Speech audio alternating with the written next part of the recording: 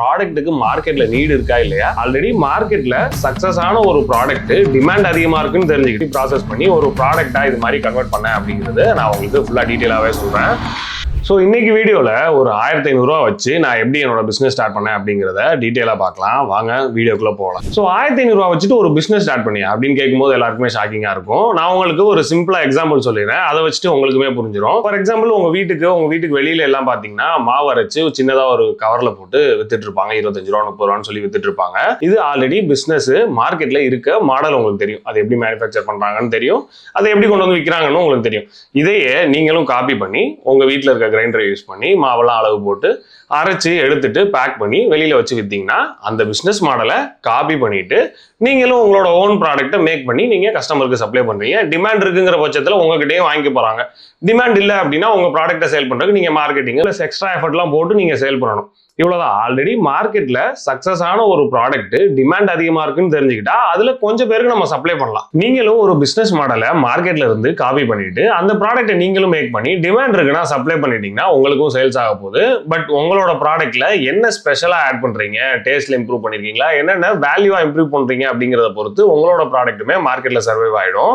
So அதே மாதிரி தான் நான் எங்க வீட்டில் எங்க அம்மா எங்க அக்கா பொண்ணுக்கு என் பொண்ணுக்குமே இப்போ வந்து சத்து மாவுலாம் மேக் பண்ணி கொடுத்துட்டு இருந்தாங்க.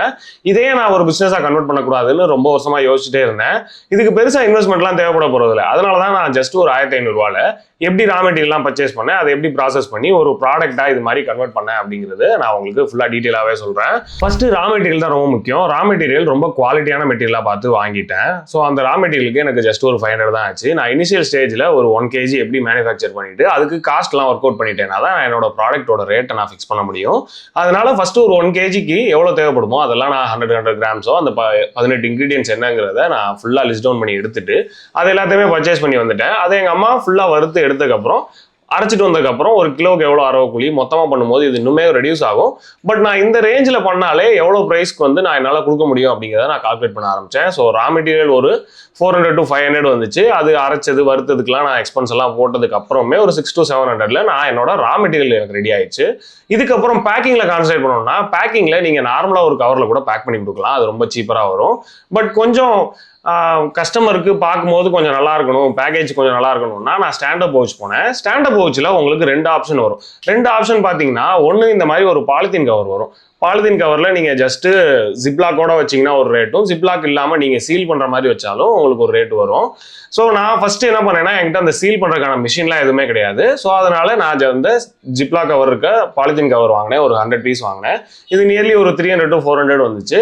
அண்ட் தென் இந்த மாதிரி ப்ரௌன் கலர் கவர் வரும். ப்ரௌன் கவர் பார்த்தீங்கன்னா தெரியும். இந்த ப்ரௌன் கவர் இருக்கு இல்லையா, இந்த ப்ரௌன் கவருமே ஜிப்லாக்ல வர்றது நான் வாங்கியிருந்தேன்.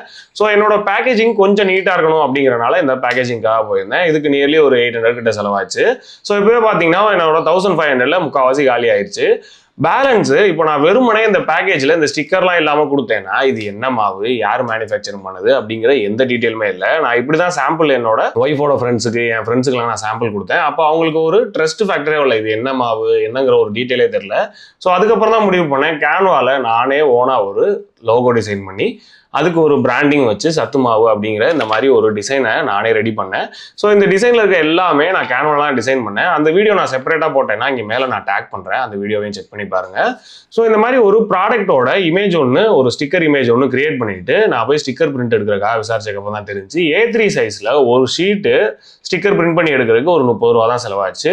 ஸோ அந்த 30 ரூபாயில ஒரு ஸ்டிக்கரை பிரிண்ட் அவுட் எடுத்து ஃப்ரண்ட் சைடு எத்தனை வரணும், பேக் சைடு எத்தனை வரணும் அப்படிங்கிறது எல்லாத்தையுமே கட் பண்ணி எடுத்து ஒட்டி ஃபுல்லாக ஒரு ப்ராடக்ட் இந்த மாதிரி மேனுஃபேக்சர் பண்ணுறதுக்கு எனக்கு நியர்லி 1500 கிட்ட தான் செலவாச்சு. ஸோ நீங்களும் ஒரு பிஸ்னஸ் பண்ணணும்னு யோசிச்சுட்டே இருக்கீங்களா? யோசிச்சுட்டே இருக்காதீங்க, தயவுசெய்து ஸ்டார்ட் பண்ணுங்க. ஸோ அதனால உங்களோட ப்ராடக்ட் என்ன, அந்த ப்ராடக்ட்டுக்கு மார்க்கெட்ல நீடு இருக்கா இல்லையா, அப்படி நீட் இருந்துச்சுன்னா உங்களால மேனுஃபேக்சர் பண்ணி மார்க்கெட்ல இருக்க ரேட்டுக்கு காம்பீட் பண்ண முடியுமா முடியாதா அப்படிங்கிறத செக் பண்ணிட்டு நீங்களுமே ப்ராடக்ட் மேனுஃபேக்சர் பண்ணி செல் பண்ண ஆரம்பிச்சிங்கன்னா உங்களோட பிராண்டுமே நல்லா தான் சேல்ஸ் ஆகும். ஸோ இவ்வளவுதான் சின்ன பிசினஸ் ஸ்டார்ட் பண்றதுக்கான மெத்தடாலஜி நான் ஃபாலோ பண்ணது. ஸோ நீங்களும் பிசினஸ் ஸ்டார்ட் பண்ணீங்கன்னா என்ன பிசினஸ் ஸ்டார்ட் பண்ணுவீங்க அப்படிங்கிறத கீழே கமெண்ட்ஸ்ல போடுங்க. ஒருவேளை உங்களுக்கு இந்த வீடியோ யூஸ்ஃபுல்லா இருந்துச்சுன்னா ஒரு லைக் பண்ணுங்க, அப்பதான் நிறைய பேருக்கு அந்த வீடியோ போய் சேரும். அண்ட் தென் இதே மாதிரியே நிறைய வீடியோஸ் பார்க்கறதுக்கு நம்ம சேனலை சப்ஸ்கிரைப் பண்ணிட்டு அந்த பெல் பட்டனை கிளிக் பண்ணி ஆளுன்னு கொடுத்துட்டீங்கன்னா நான் எப்போ வீடியோ போட்டாலும் உங்களுக்கு ஒரு நோட்டிஃபிகேஷன் வரும். இன்னொரு வீடியோல பார்க்கலாம்.